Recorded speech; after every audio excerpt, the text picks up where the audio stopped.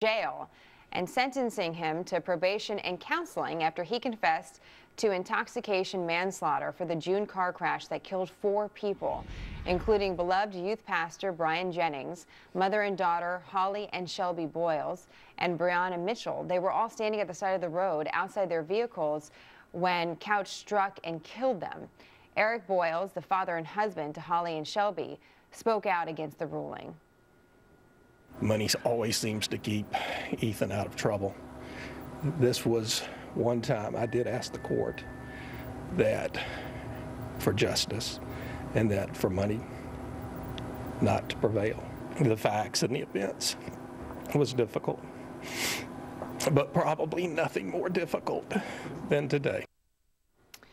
Well, Couch's lawyers arguing that the teen suffers from affluenza and that his parents are responsible for the tragedy. He says they raised him in a family so wealthy that he didn't realize his actions would have consequences. His attorney commending the judge. We applaud Judge Boyd for having the courage to issue the sentence that's going to give Ethan Couch a chance to develop into a productive citizen and try to make amends for his actions. PhD Dr. Chuck Williams, a trained child and adolescent psychotherapist and an educational psychologist, joins us now. Dr. Chuck, it's great to have you with us. You're the right person to talk to about this. Is affluenza... Jenna, thanks for having me. Is affluenza a real thing? You know, I was thinking about this. This is the least amount of research I've ever done for a segment. You know why? Because it's not a real thing. It's made up. I couldn't go anywhere to look for theories, statistics, data. It's some made-up explanation for the entitled and the rich, and it's bogus, and it sends the absolute wrong message both to parents and kids, especially as we deal with what I see is a sort of problem with empathy, or the lack thereof, especially among our youth, encouraged by parents who allow them to use excuses such as this. This is heinous and unconscionable, and I can't believe we're even talking about the fact that this is something that's real.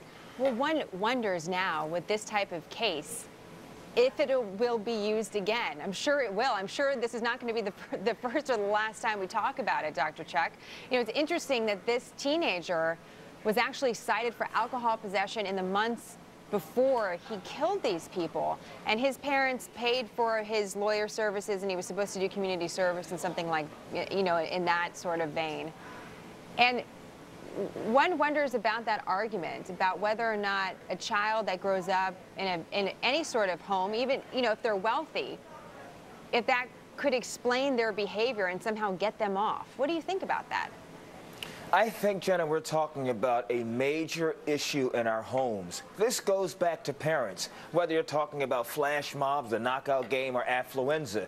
Parents are responsible for setting boundaries and limits, for talking about morals, values, developing character in their children. When they don't do these things, then we have kids behaving badly. In this sense, it's more than that. He killed 4 people. He should have to pay for that. What message are we sending to Ethan when he kills 4 people? There's nothing more serious in our society, and his parents say, we're going to get you off by saying you're too rich, you're too entitled, and you don't understand consequences, and you've not learned how to shape or modify your behavior or to behave appropriately. It sends the absolute wrong message. So here's the thing. If we can't hold the kids accountable, which seems to be an issue sometimes in this country, then let's hold the parents accountable. So the kids have affluenza. What do the parents have? Well, they have, you know, an abdication of their responsibility. Well, they have not doing the right thing. So why don't we lock them up? Let me ask you about, because a lot of folks are talking about a double standard here. You know, if you grew up in the inner city, you're not going to get this argument. Or maybe you would, Dr. Chuck. Let me ask you about that. What happens if you grew up in a place where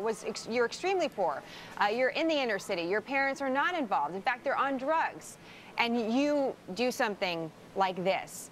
Some may use that as a way to explain your behavior. And one wonders if there's a double standard both ways. Of course there is. I'm a black male from North Philly, a troubled area in Philadelphia. I grew up in foster care. But I'm sitting here today with a PhD on Fox News during the day, talking about a very important issue because I worked and people held me accountable. Nobody said, you know what, Chuck, because you were poor and you grew up in a dysfunctional family, you can do whatever you want, and we're going to give you stuff on top of that and allow you to make excuses. No. In this country, you work hard, you do well, and you are rewarded for it. Conversely, if you do bad things and you hurt people, you maim them, you killed them, you're also held accountable for that. Can I use the excuse of POFluenza because I grew up poor?